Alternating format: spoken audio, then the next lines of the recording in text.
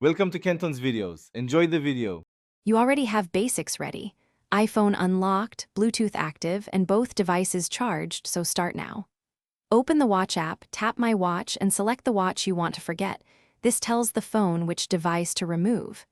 Tap the small info icon, don't hesitate, because that reveals the Unpair Apple Watch action.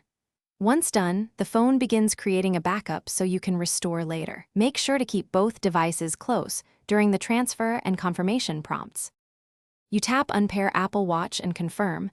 The iPhone asks for your Apple ID password to disable activation lock. This is crucial. Let the phone complete the encrypted backup.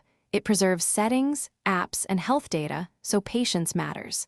If the watch has a cellular plan, decide now whether to retain it for later pairing or remove it immediately.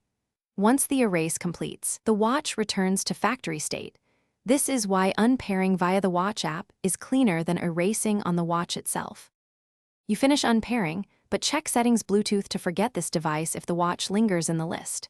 If problems continue, sign out of iCloud on your iPhone and remove the watch from Find My via iCloud. This clears activation lock remotely.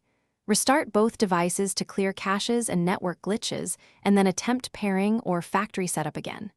If you see error messages, note the exact text. That detail speeds up support. But most issues resolve after removing from iCloud and a clean restart. Thanks for watching. Consider subscribing if we helped you.